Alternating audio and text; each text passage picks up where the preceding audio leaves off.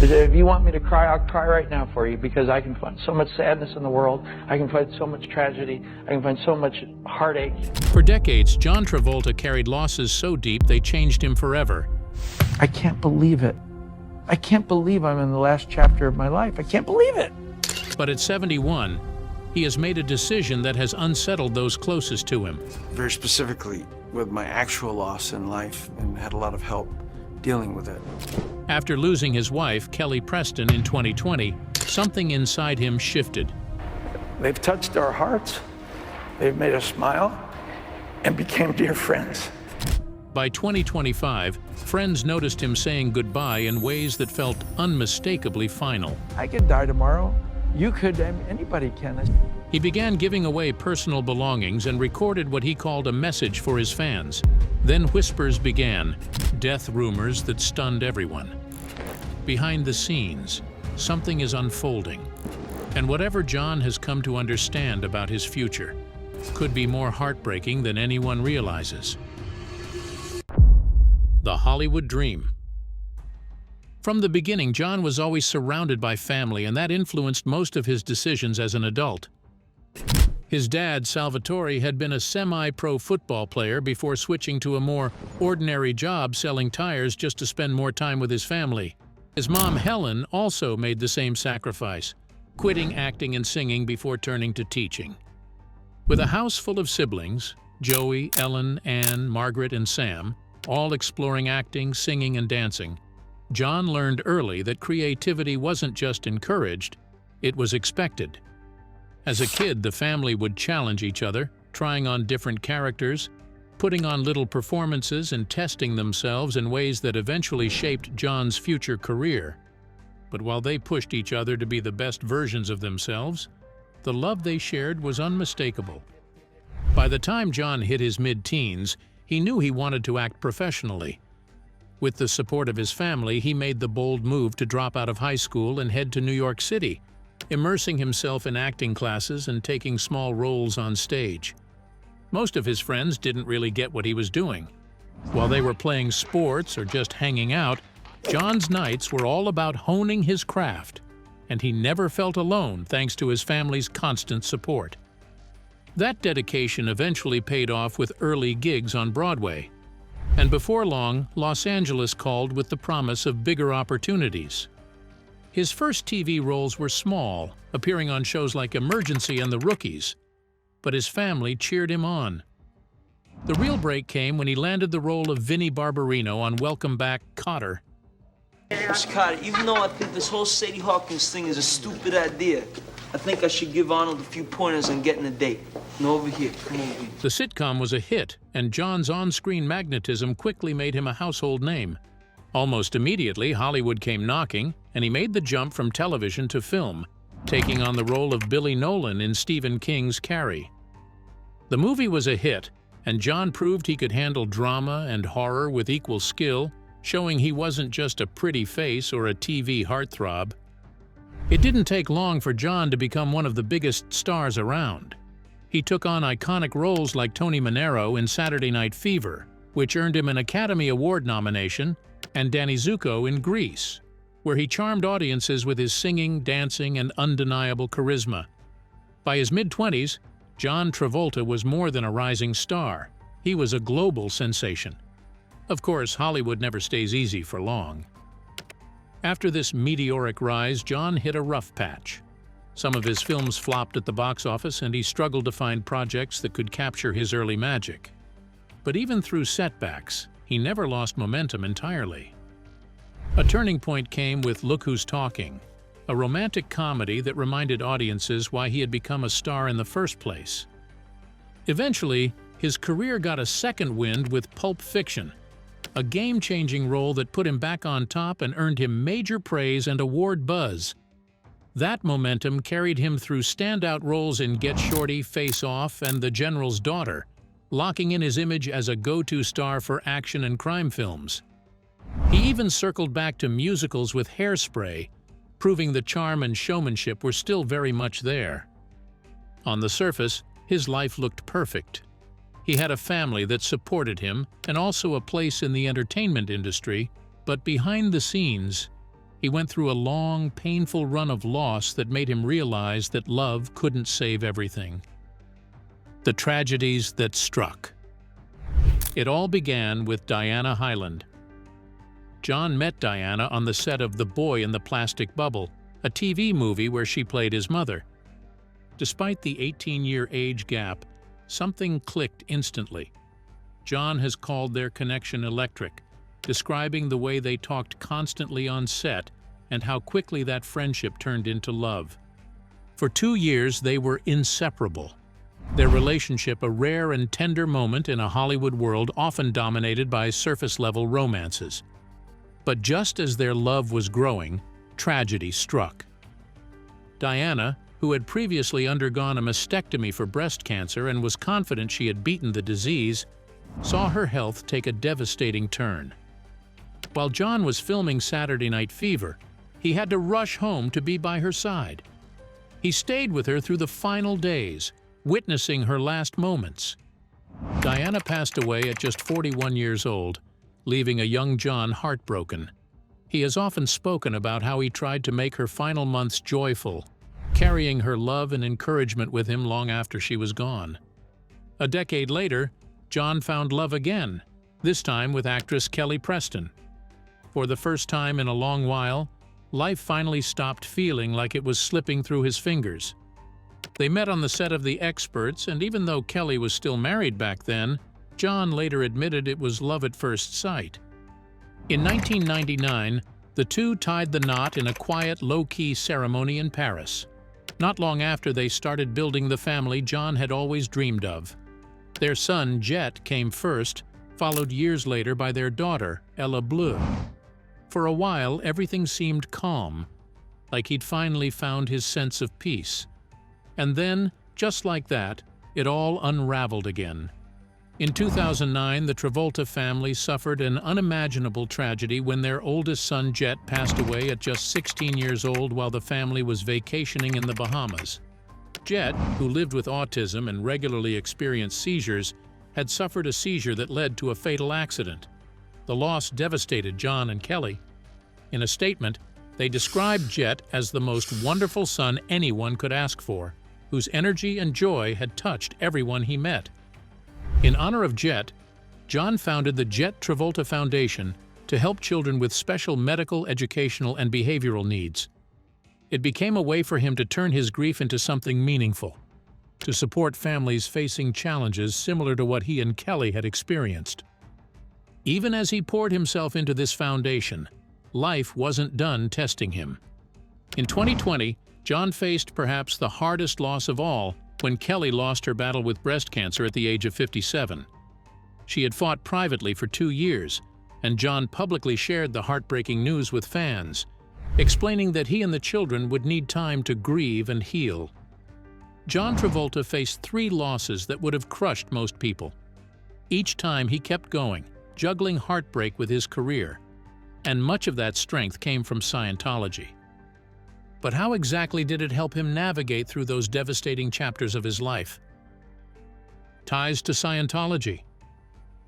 Through highs and lows, one constant presence in John's life has been the Church of Scientology.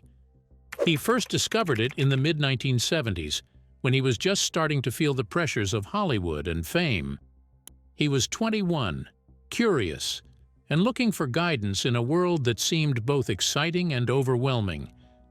A friend introduced him to Scientology, and something about the certainty and optimism of the people he met struck him.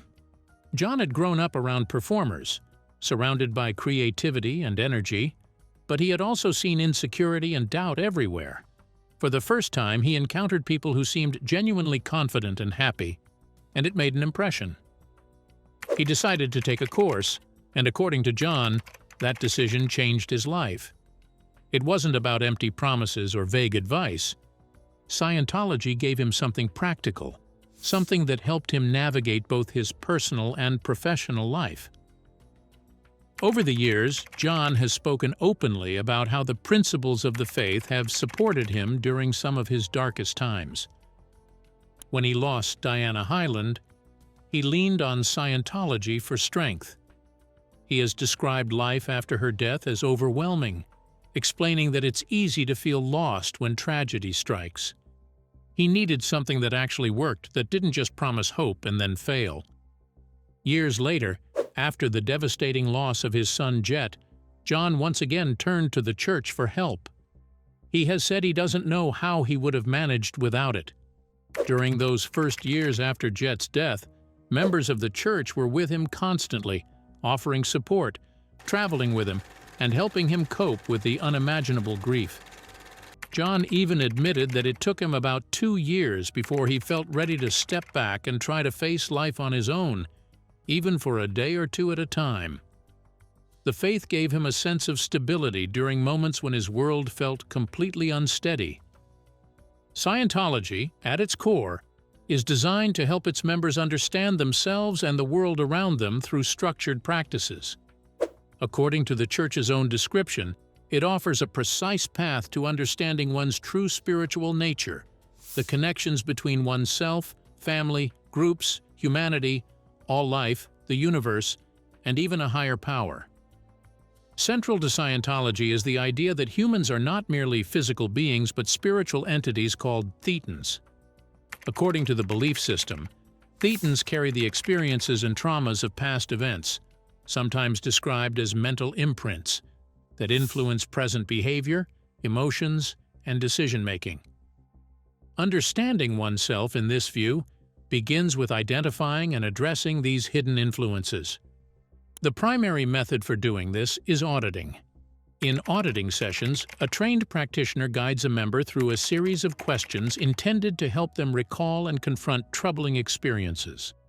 The goal is increased self-awareness, emotional relief, and what Scientology describes as greater clarity and control over one's life. Scientology also uses a structured progression called the Bridge to Total Freedom, which outlines stages of personal and spiritual development.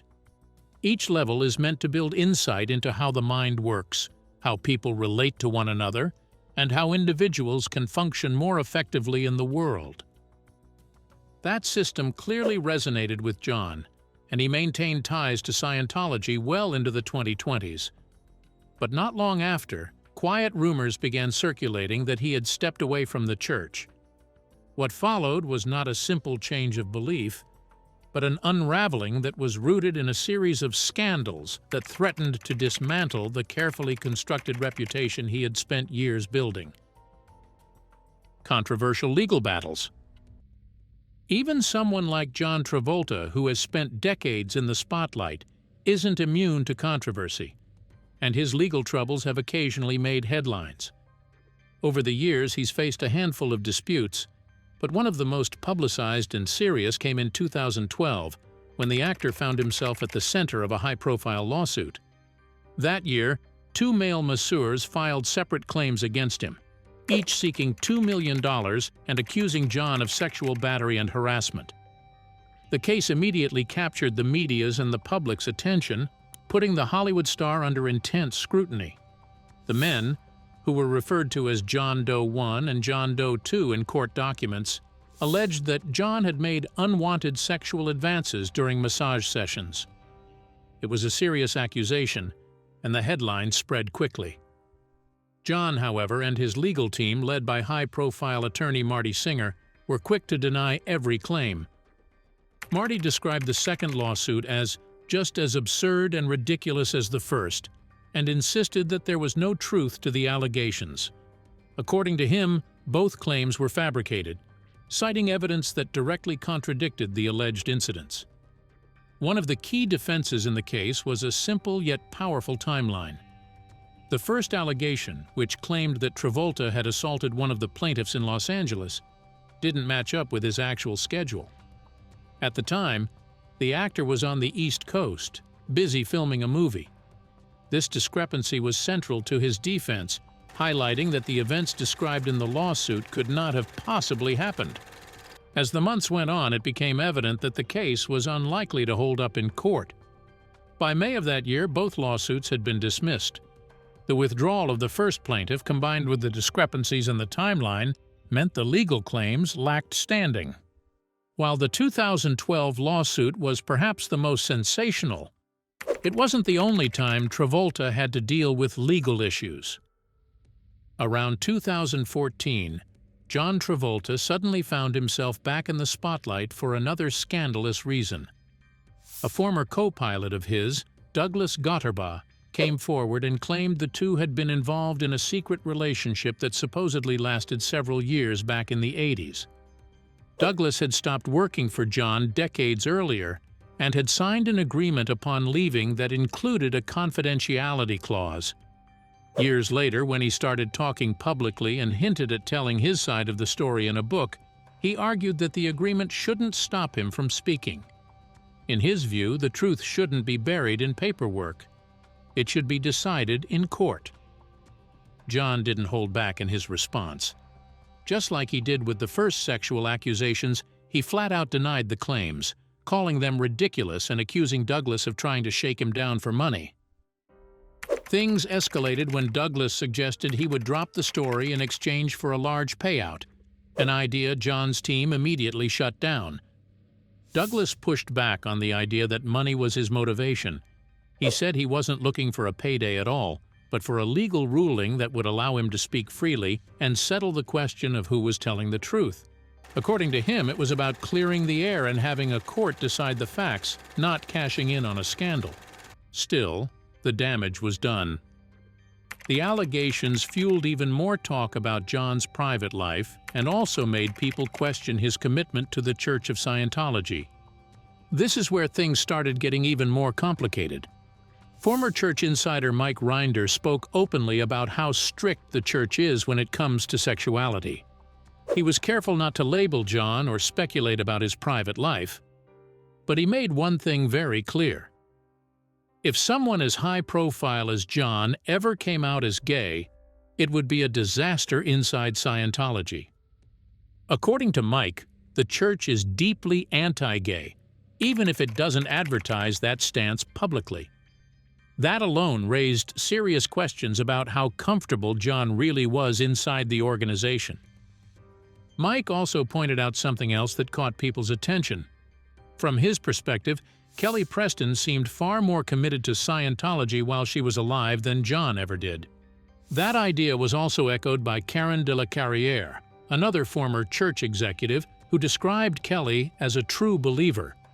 She suggested that Kelly either didn't know about or chose to ignore rumors and allegations about John's unbelievable sexual behavior.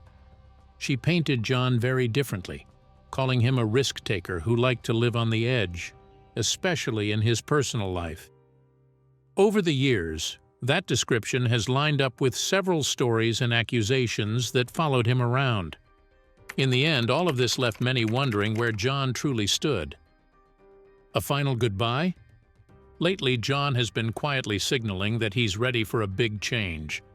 After spending most of his life in the spotlight, losing people he loved, and starting to question his long-standing connection to a church that once gave him comfort, it feels like he's hit a moment where he can't keep going the same way anymore.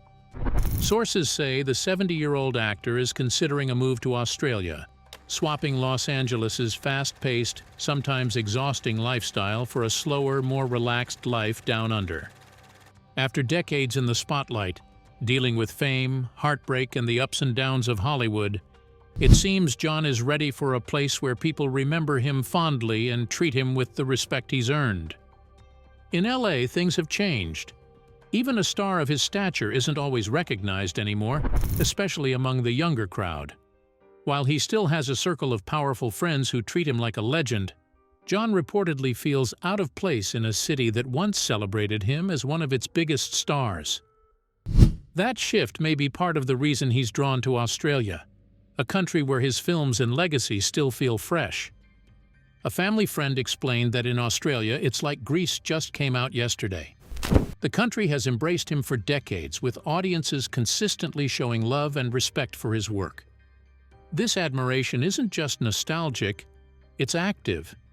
Productions like Grease the Musical regularly sell out, with thousands of Australian fans eager to relive the magic of his classic films. It's a level of recognition and appreciation that John apparently misses in the United States. Part of his connection to Australia goes back to his friendship with the late Olivia Newton-John, their work together on Grease created a bond that made him something of an honorary Aussie. The two remained close friends over the years, and John has always taken that connection seriously. John's ties to Australia have also remained personal. Recently, he flew from New Zealand to Australia for a short visit with his children, Ella, Blue, and Benjamin.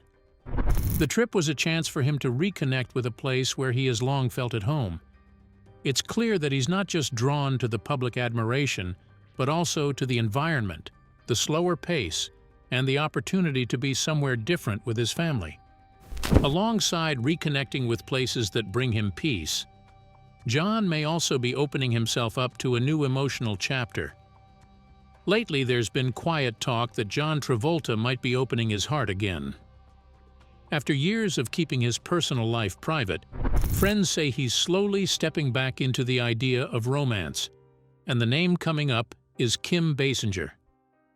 Since losing his wife, John has mostly stayed out of the dating spotlight. Now, those close to him say something has shifted. John and Kim go way back. Their connection stretches across decades in Hollywood. They were first seen together at industry events in the early 80s, crossed paths again at major award shows, and even starred together in the film A Love Song for Bobby Long. Over the years, they stayed in touch, but friends say their bond has recently started to feel different. One person close to John says he's always had a soft spot for Kim, but this is the first time he seems truly open to seeing where things could go. According to people around him, Kim has brought a sense of calm back into his life. Not in a dramatic, flashy way, but in a quiet, steady one that feels safe after everything he's been through. Those who know John well say Kim's energy matters. She's known for being grounded, private, and emotionally thoughtful, traits that seem to resonate with him now more than ever. Friends have even admitted they've gently encouraged John to consider dating again. Not to rush him, but to remind him that it's okay to move forward. For now, nothing is being rushed or announced. Friends have confessed that what matters most is that John is open again. After years of loss, silence, and survival, even allowing space for the idea of love feels like a big step. Thanks for watching. Now check out the videos popping up on screen for more unbelievable stories.